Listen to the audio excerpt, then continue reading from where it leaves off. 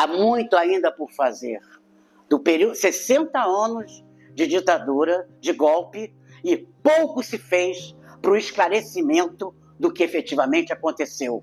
De mortes, desaparecimentos, torturas, sequestros.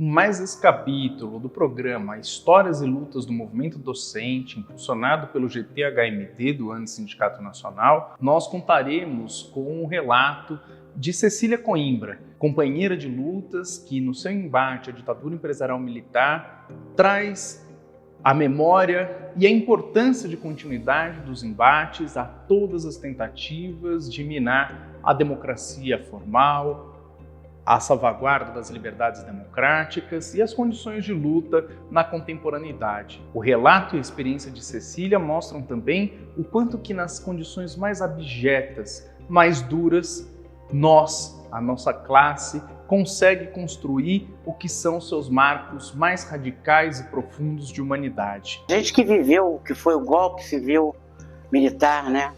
O golpe, dentro do golpe com as 5, né?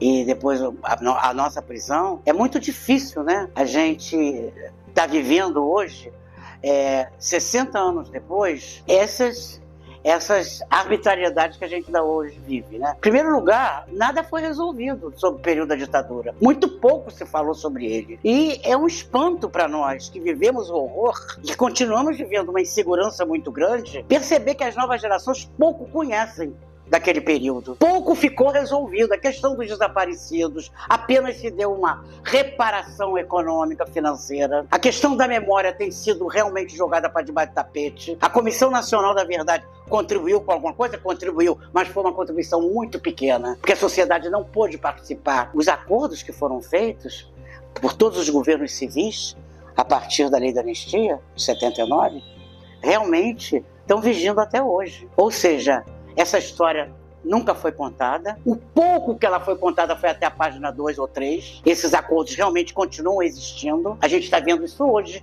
acontecer na atualidade com o governo Lula. Por que não se coloca a comissão de familiares de mortos desaparecidos, que a gente já criticava na época pelos efeitos mínimos que ela teve, que foi importante, foi. Nem isso se colocou, mas Bolsonaro acabou com ela e até hoje nada. Os serviços de informação no Brasil, vide as coisas que acontecem na BIM hoje. Os serviços de informação no Brasil sequer foram tocados. Porque o tipo de espionagem e o tipo de segurança das informações que ainda acontece é como se fosse no período da ditadura. Não é à toa que a gente vê um Ramagem da vida, a gente vê certas ingenuidades, inclusive, eu acho ingenuidade por parte do governo, de manter certas pessoas nesses órgãos.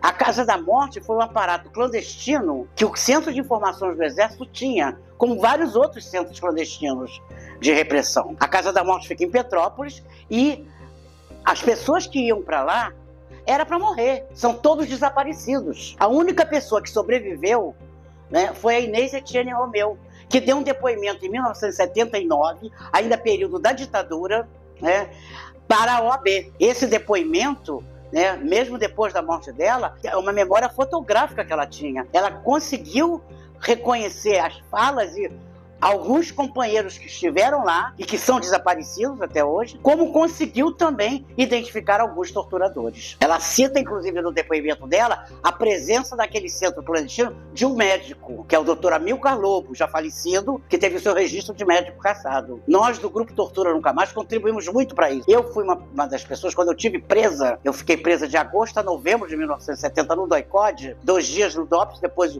o restante no DOI-CODE. O Amilcar Lobo, né, entre aspas, me atendia antes, durante e depois das torturas. Ele com esparadrapo, né, ocultando o nome, como todos eles faziam, e me perguntando se eu era cardíaca, se eu, tirou minha pressão. Logo depois eu fui levada para ser torturada. Eu lembro que ele ia praticamente na minha cela quase diariamente, que eu fiquei presa depois com uma companheira chamada Dulce Pandolfi. A Dulce, ela foi barbaramente torturada. A Dulce era uma jovenzinha, tinha 19 anos na época, e ela ficou muito tempo no pau de arara, ela ficou paralisada paralisada, com as mãos e com as pernas, principalmente as mãos, de ficar pendurada no pau de arara. Ele ia lá, né, e para saber como é que a Dulce estava, não passava uma pomada para passar nela, numa dessas idas, que ele esqueceu o receituário para o cabo enfermeiro ver, não sei o que, eu olhei e guardei o nome dele. Tinha gente que ficava 6 horas no pau de arara. A Dulce foi usada como cobaia. Isso é narrado no Brasil Nunca Mais, no livro coordenado pela Arquidiocese de São Paulo. Uma das primeiras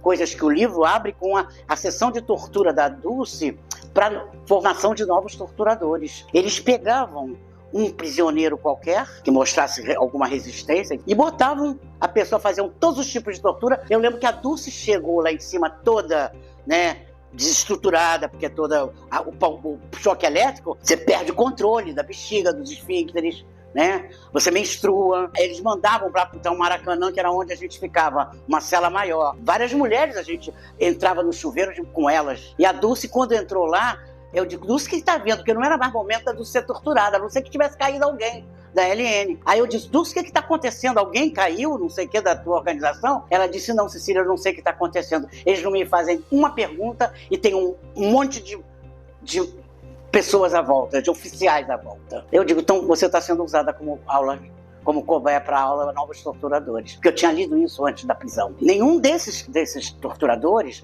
nenhuma dessas pessoas que praticaram todos esses crimes contra a humanidade, que são crimes imprescritíveis, né? Nenhum deles aconteceu nada. Eles nunca aparecem. A gente há anos, desde 1985, o Grupo Tortura Nunca Mais denuncia. Nós e vários outros familiares e ex-presos. Denunciamos, falamos o nome das pessoas. Eu consegui levantar 15 nomes no meu depoimento da Comissão Nacional da Verdade. E essas pessoas sequer aparecem. Quer dizer, o que a gente precisa não é só punir.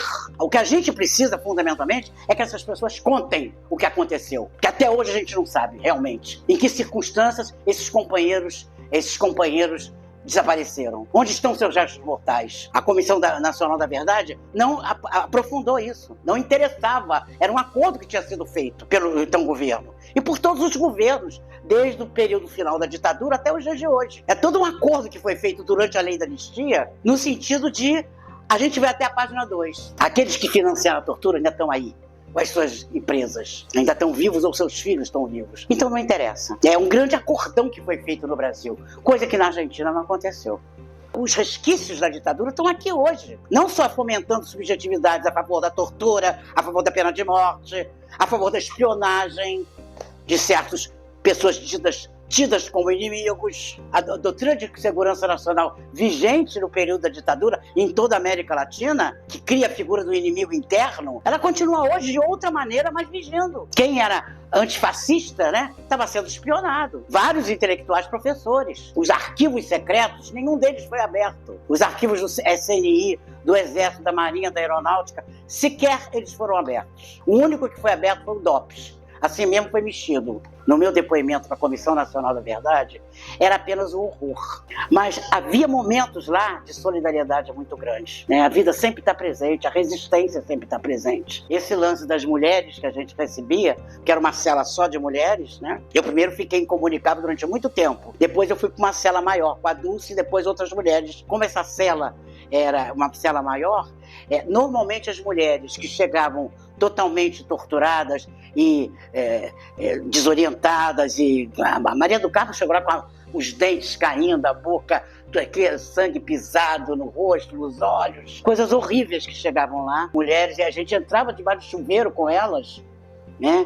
E dizia assim, você vai aguentar, força, porque a gente sabia que elas iam voltar. Elas iam para lá para serem limpas e depois voltar para a tortura. Então era um momento assim de muita solidariedade e de muito afeto entre nós. Tanto que havia pessoas ali cujas as famílias ainda não sabiam onde elas estavam. A minha família só veio saber onde eu estava 1 mês e meio depois. É quando o período que eles podem desaparecer com você. E a gente tinha mulheres que não recebiam nada. Isso quando a gente recebia, né, ou antes, quando eu não recebia, tudo era dividido, de calcinha, de modas, de sabonete, porque não tinha nada disso, né? A gente não tinha nem travesseiro, né? Era um colchão velho de crina. Então esses momentos de solidariedade entre as presas eram momentos muito fortes. A vida estava presente o tempo todo. Aí eu digo, a gente tem que escrever sobre isso também, sobre o soldadinho que de madrugada sabe? Esteve na minha cela, deixou eu e Dulce vermos os nossos companheiros, que estavam presos também. Ele estava extremamente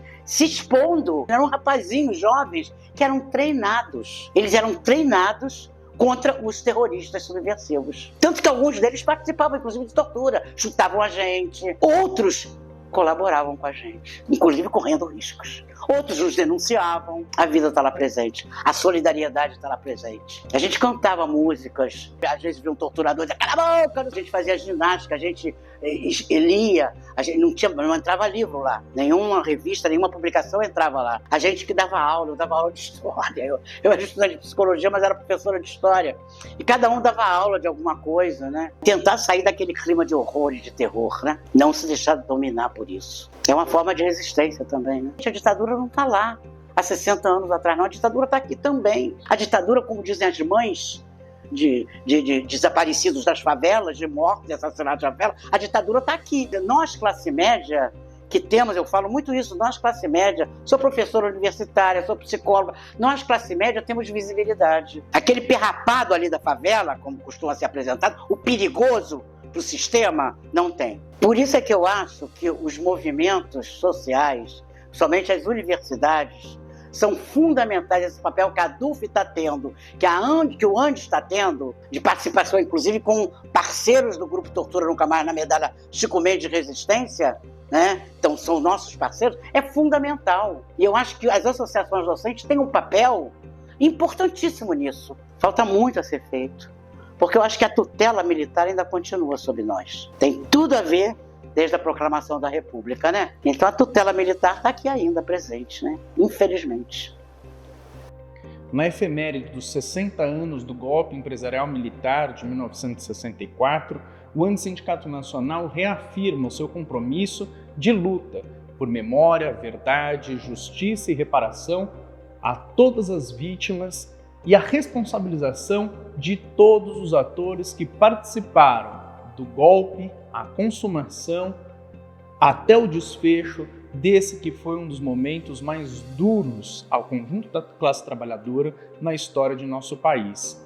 Seguimos em luta por um efetivo processo que viabilize, das universidades, institutos e cefetes, a construção de marcos de memória, as deshomenagens a partícipes da ditadura e um processo que ele é de formação política continuado para que tenhamos força a dar embate a todos os intentos golpistas do hoje e do amanhã.